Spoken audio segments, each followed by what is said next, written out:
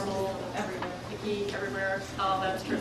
Although, I have to tell you that scary looking, maybe, I mean, it's a scary topic for sure, but one of the jokes we tell, and it's probably not very funny to most people, is that you can walk into any one of our sex offender groups, therapy groups, and not know you weren't at a Rotary meeting. If you just looked at the people there. I have a college president, a bank president, an Olympic athlete, I mean, you name it, I've got everybody you can imagine in treatment, and or have seen people from all walks of life through our evaluation component of our program. What else? Anything else about sex offenders? Men predominantly, although somewhere between 5 and 20% of the people that molest kids are women, girls and women, females. We don't talk about that very often. We will a little bit today, but certainly women can. Sometimes I think when there's someone seeking attention of kids, so if I see that, I watch that. She's saying sometimes she thinks about them as being people who are seeking attention from kids, both giving attention to kids, but seeking attention. There are a couple books in the field, and I'm going to pull some out, maybe pass them around later. One is a book called Predators, and it's a book about sex offenders. And if you're interested in this topic, I'd recommend you get that book and read it. And part of what it talks about is how offenders manipulate and kind of take advantage of both our strengths and our weaknesses, our faith in people, our trust in people, our willingness to kind of look for the good in people, and sometimes that works in offenders' interest. I mean, when they're trying to get away with stuff. Anything else about offenders? Hard to cure. Pardon? Hard to cure. Hard to cure. Yeah, we don't actually use that word. There is a bell curve with sex offenders. There are lower risk, less deviant, less criminal offenders. And there are, on the other end of the spectrum, very deviant, highly criminal people. And they come in all shapes and sizes. We see people who are 18, and in Oregon, the age of consent is 18. Washington, it's 16. But what that means in Oregon is that it's illegal for anybody under 18 to have sex. And if there's a 3-year age difference, even if it's kids, our jurisdictions will actually seek prosecution. And in this state, it's 16. So if you have a 16-year-old who has sex with a 13-year-old, that's a crime. And that 16-year-old can go to prison. In my state, we have frequently cases where we have 18, 19, 21-year-old kids who end up going to prison for 7 years because they've been having sex with younger teenagers. So, and that would be a different kind of offender than somebody who's what we would call a predatory pedophile for sure. But we're going to talk about kind of everybody along that bell curve because some of the higher risk people masquerade as lower risk people, and sometimes all the community will know about somebody just a little bit of what they've done, and so they'll think they're safer than they are. And unfortunately, or fortunately, how we look at it, the Seventh-day Adventist Church in particular provides a lot of services to children and families. And because you do that, and you do that good work, you will attract more offenders. And I'm going to go through some studies that look at religious issues, because for a long time we haven't understood how that plays into some of what we see. You know, that's going to be right in front of the screen. I'll try, but I'll probably have to pace them back and forth to talk to people. I'll try. So, and that'll probably, well, yeah. So we'll just deal with the mic. You guys will be probably okay. I'll shout. So we're going to start by watching a video clip at this point, and the video clip is an interview that's taking place with a suspect in a sex crimes case. And the suspect is a Methodist youth pastor, and he's been accused of molesting a child in his church, and the kid's name is Mikey. And he's being interviewed by a forensic psychologist. And what I want you to do as you watch this interview is try to figure out if he's guilty, if you think he did it, if you think he didn't do it, and we're going to talk about what it is that he does says that makes you think that either he's innocent or guilty. Okay? And I'm going to warn you. Will we find out the results? Yes, we will talk about the truth. I wouldn't do that. Thank you. The thing I do want to warn you about, this particular case took place in Arkansas, and this guy has such a strong southern drawl. He sounds just like Bill Clinton, I swear. And sometimes people think that that makes him sound more guilty or less guilty. Try to keep an open mind,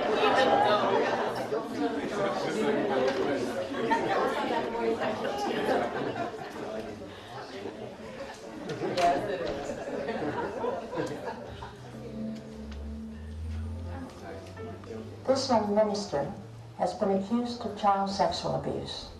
He's an outstanding member of the community, widely respected and well-liked. He has no criminal record of any sort. Is he guilty? You decide. I was a youth minister, an assistant minister. It was a rather small congregation for our community, around 200 to 300 people, at best 300. And I filled the needs of an assistant pastor, an associate minister, a deacon, and the highest being elder pastor, and working with the youth of the congregation. He was a kid at church, underprivileged. He came in with a group of other children, and I reached out and tried to help him, and no one else would.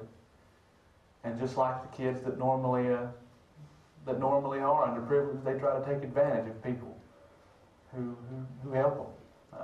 Obviously, he has a lot of disturbances, mental problems. I think if you look at his records, he was even in a mental institution for 3 years before coming to church. Before being in the boys' home, he has a criminal record anyway. Yes, I think ministers are victimized by false reports. They have a very sensitive job. They are out there working with people constantly. They're alone, many times unsupervised.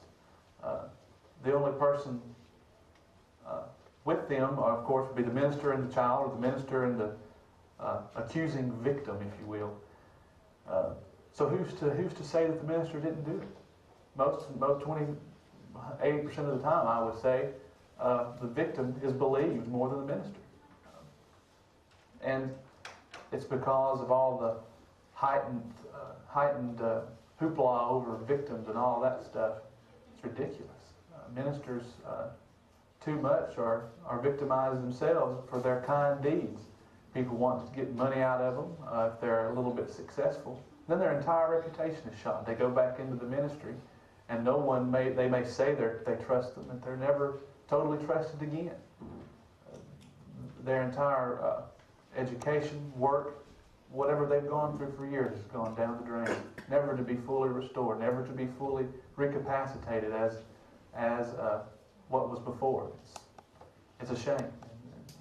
It's extremely discouraging. I have spent 2 years in seminary. I'm the youngest deacon of the Methodist Church in the state.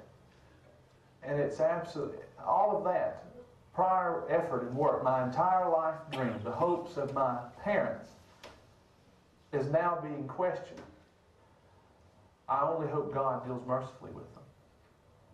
What's the truth? Was he falsely accused? How's the sound? I've got a cold, my ears are so plugged up I can't hear very well. So is it okay? So if you guys were part of a jury, how many of you would vote that this guy's innocent? Okay. A couple? Okay, how many people would vote he's guilty? And obviously you won't go to prison based on your vote. So, okay. So what makes you lean one way or the other? What would make you think innocent or guilty at this point? Yeah.